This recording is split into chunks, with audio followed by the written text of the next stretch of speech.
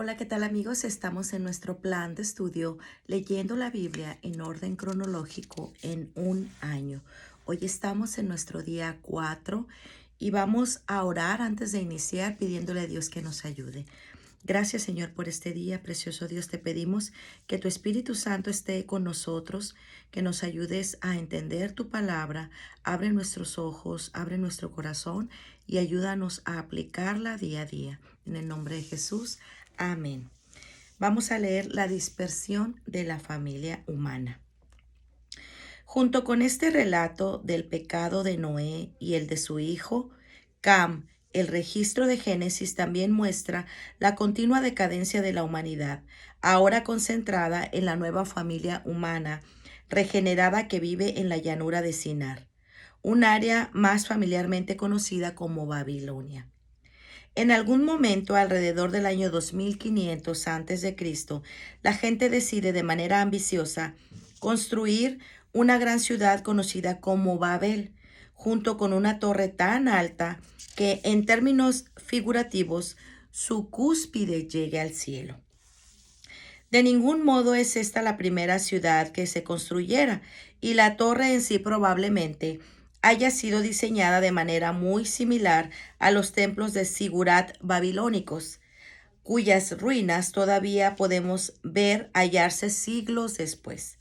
Pero Dios no está complacido con estos planes grandiosos, al parecer porque el motivo de la gente responde a un orgullo desafiante y firme en rebeldía contra Dios. A la luz de esta situación, Dios determina recordarle nuevamente a la humanidad sus limitaciones como seres humanos.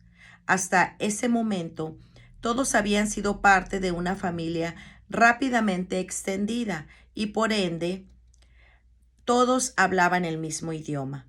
A fin de romper la fortaleza de voluntad propia hallada en esta unidad, Dios interviene con su poder creativo y divino para confundir su lenguaje y para dispersar a la humanidad por toda la tierra. Es el inicio no solo de las diversas lenguas, sino también de los diversos pueblos. Por primera vez la humanidad se divide en clanes, naciones e incluso diferentes grupos étnicos. Si bien el registro de Génesis no hace referencia específica al respecto, es posible que este acontecimiento sobrenatural también ponga en marcha la separación de los seres humanos en diferentes razas, y la implicación sería significativa. A pesar de las diferencias exteriores, hay un bagaje común que obliga a la hermandad por creación e igualdad entre toda la humanidad, sin tomar en cuenta la raza, la nación o la lengua. Génesis 11. Rasgos comunes de la humanidad. Tenía entonces toda la tierra una sola lengua y unas mismas palabras. Y aconteció que cuando salieron de oriente, hallaron una llanura en la tierra de Sinar y se establecieron ahí. Plan para construir una ciudad. Y se dijeron unos a otros: vamos, hagamos ladrillo y cozámoslo con fuego. Y les sirvió el ladrillo en lugar de piedra y el asfalto en lugar de mezcla. Y dijeron: vamos, edifiquemos una ciudad y una torre cuya cúspide llegue al cielo. Y hagámonos un nombre por si fuéramos esparcidos sobre la faz de la tierra. La actitud que no complace a Dios. Y descendió Jehová para ver la ciudad y la torre que edificaban los hijos de los hombres.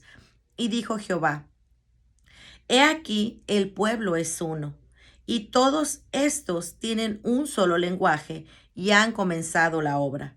Y nada les hará desistir ahora de que lo han pensado hacer. Ahora pues descendamos y confundamos ahí su lengua, para que ninguno entienda el habla de su compañero. Lenguaje confundido. Así los esparció Jehová desde ahí sobre la faz de toda la tierra, y dejaron de edificar la ciudad. Por esto fue llamado el nombre de ella Babel, porque ahí confundió Jehová el lenguaje de toda la tierra, y desde ahí los esparció sobre la faz de toda la tierra. El comienzo de las naciones. A medida que la humanidad comienza a dispersarse por la tierra, las familias empiezan a dividirse en clanes y los clanes se desarrollan en naciones. El relato más temprano conocido de las divisiones geográficas, nacionales e idiomáticas entre la familia humana está contenida en el registro de Génesis. Esta tabulación comienza con Sem, Cam y Jafet, 3 generaciones antes de la larga división de Babel.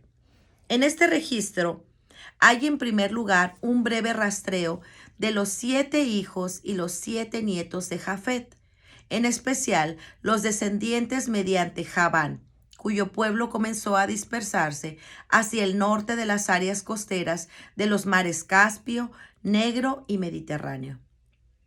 La referencia a los jafetitas puede ser tan breve como lo es porque estos indoeuropeos se encontrarán entre los últimos en desarrollarse y tendrán el menor contacto con los asuntos teocráticos del pueblo hebreo, sobre el cual pronto se centrará el texto bíblico. La tabla de las naciones les presta más atención a los descendientes de Cam, tal vez porque ellos se desarrollaron más temprano y serán fundadores de los primeros imperios, y quizá también porque es con estos pueblos que la nación hebrea tendrá su asociación más estrecha y muchos de sus conflictos. Los descendientes de Cam se radicarán en los climas más cálidos de las partes sureñas de la tierra y poblarán las naciones egipcias, cananeas y árabes. Cabe destacar que entre los descendientes de Cam está el gran guerrero Nimrod, el primer líder en establecer una monarquía. Su gobierno sobre varias tribus proviene aparentemente del poder de la conquista y no debido a que él sea su líder patriarcal natural. Es Nimrod quien funda Babilonia, de la ciudad de Babel, en el sur de Mesopotamia, y luego la ciudad de Nínive, más al norte en Asiria. De gran importancia histórica es el registro de los descendientes de Cam a través de Canaán, el hijo de Cam sobre el cual Noé profirió una maldición. La tierra que finalmente sería ocupada por los cananeos se conoce como la tierra de Canaán, o más modernamente Israel. Sus habitantes originalmente cananeos, que incluye a los hititas, jebuseos y amorreos, entrarán en conflicto con los descendientes de Sem, principalmente los de la nación hebrea. Este conflicto, que corrobora la naturaleza profética de la maldición de Noé sobre Canaán, continuará hasta los tiempos modernos. En cuanto a los descendientes de Sem, la tabla de las naciones se concentra en el linaje a través del hijo de Sem, Arfaxad.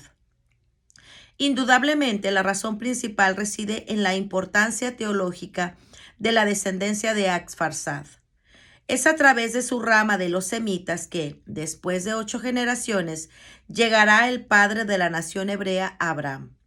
Los semitas inicialmente se establecerán en la región de Mesopotamia, entre los ríos Tigris y Éufrates. De los primeros descendientes semitas, finalmente surgirán los sirios, los asirios, los árabes joctanitas y los más importantes, los hebreos. Génesis 10. Naciones desde los hijos de Noé. Estas son las generaciones de los hijos de Noé: Sem, Cam y Jafet, a quienes nacieron hijos después del diluvio. Los descendientes de Jafet. Los hijos de Jafet: Gomer, Magog, Madai, Javán, Tubal, Mesec y Tiras. Los hijos de Gomer: Askenaz, Rifat y Togarma. Los hijos de Javán: Elisa, Tarsis, Kitim, Dodanim. De estos se poblaron las costas, cada cual según su lengua, conforme a la familia de sus naciones. Los descendientes de Cam. Los hijos de Cam: Cus, Misraim, Fut y Canaán. Los hijos de Cus: Seba, Javila, Sabta, Rama, Sabteca. Los hijos de Rama: Seba y Dedán. Y Cus engendró a Nimrod, quien llegó a ser el primer poderoso en la tierra. Este fue vigoroso cazador delante de Jehová, por lo cual se dice, así como Nimrod, vigoroso cazador delante de Jehová.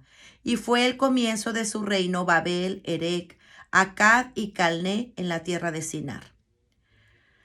De esta tierra salió para Asiria y edificó Nínive, Rehobot, Cala y Resén, entre Nínive y Cala, la cual es ciudad grande.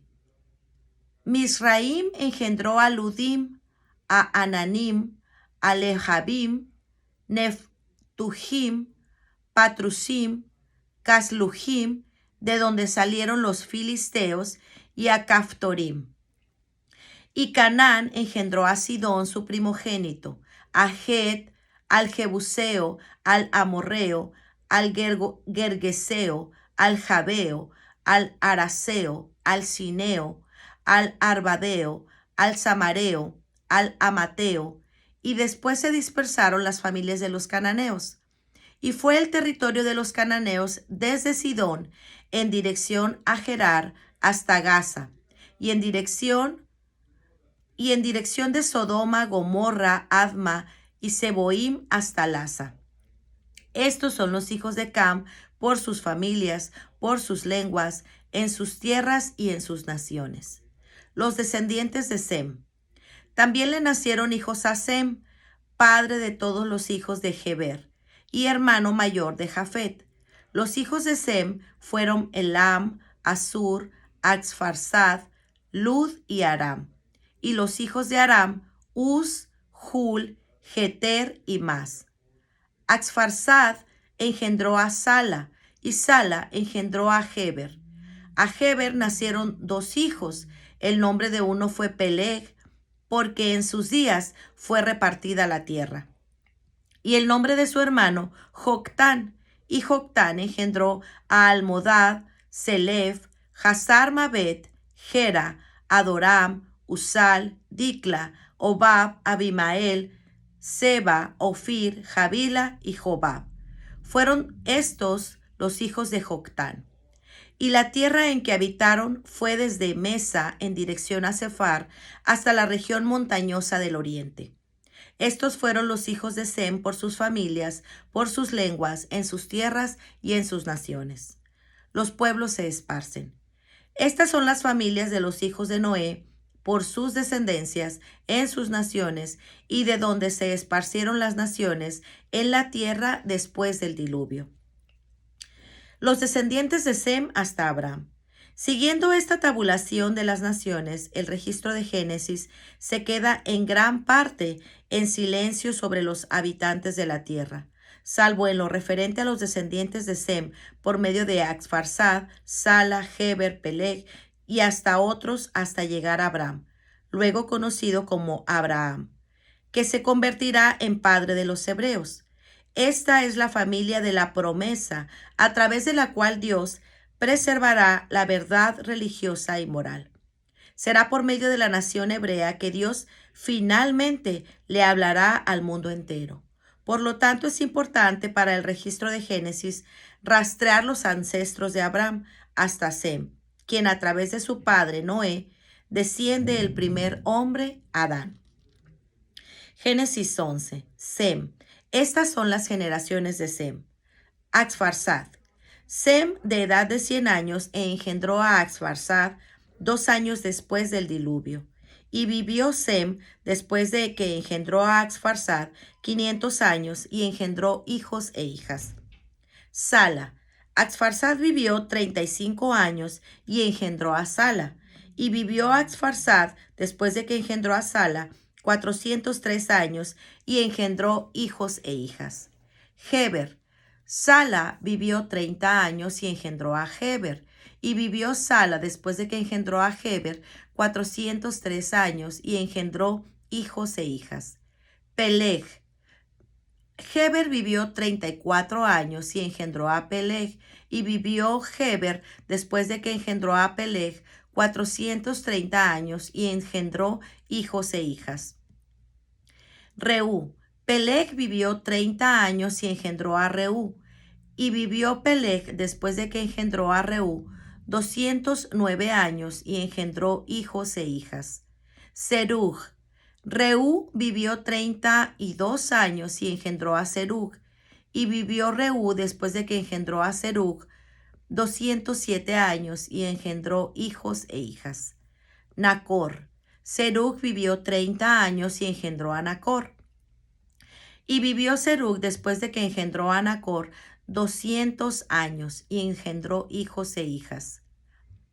Taré. Nacor vivió 29 años y engendró a Taré. Y vivió Nacor después de que engendró a Taré 119 años y engendró hijos e hijas.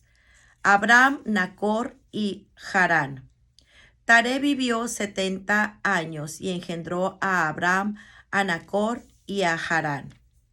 Resulta interesante observar en este relato que hay una disminución gradual en la longevidad de los descendientes de Sem. Sem mismo vivirá 600 años, pero para la época de Abraham, la edad típica de la muerte es de aproximadamente 200 años. También cabe destacar que el primer hijo nace mucho antes que los anteriores, a excepción de Sem y Abraham. La mayoría de los hombres en este linaje está en sus 30 cuando nace su primer hijo. El resultado combinado de la longevidad anterior y el hecho de que la edad típica se haya reducido es que hay, sorprendentemente, pocos eslabones en la cadena que va desde Adán hasta Abraham. Adán vivió más allá del nacimiento de Matusalén y Matusalén todavía estaba vivo cuando nació Sem. Suponiendo que Abraham no fuera el primogénito de Taré, sino como parecen indicar otros pasajes de las Escrituras, nació cuando Taré tenía 130 años. Sem morirá antes que Abraham, con una diferencia de solo 25 años. Así que los lazos entre Adán y Abraham durante los primeros 2000 años desde la creación son, de hecho, muy estrechos. El registro de Génesis hace una breve pausa en este punto para contar un relato especial sobre la familia de Taré. Incluido en el relato hay una presentación del sobrino de Abraham, Lot, quien se convertirá en un personaje central en los sucesos venideros.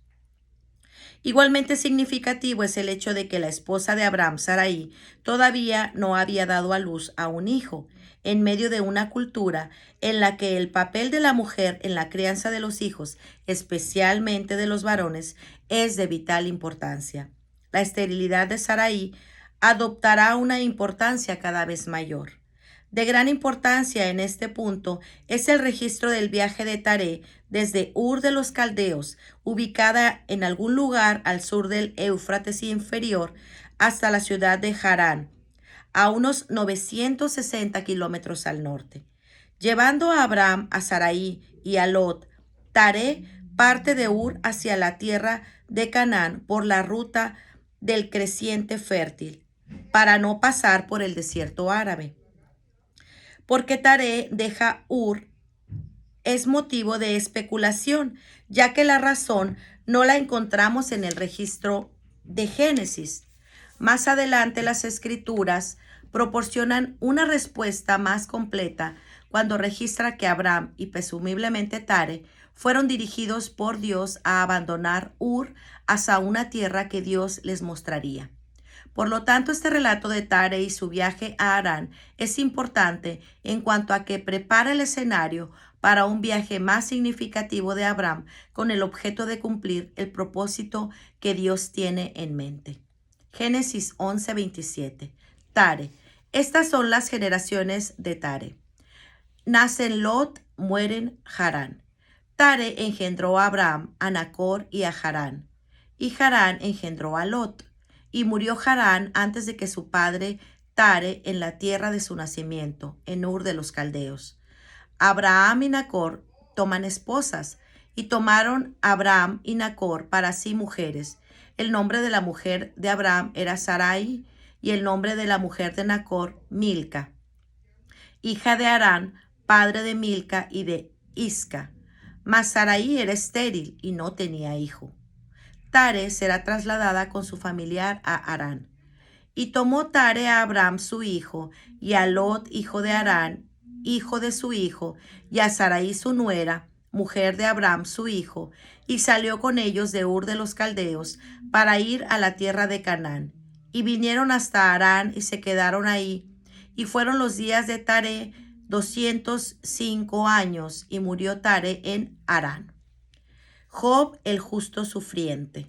Si bien no hay ninguna referencia física o bíblica a Job durante este periodo, hay una evidencia apremiante para creer que una figura histórica e importante de nombre Job debe incluirse aquí entre los antiguos. Su hogar está en la tierra de Uz, que probablemente está situada al norte del desierto árabe, en un territorio que llegará a conocerse como Edom o Idumea.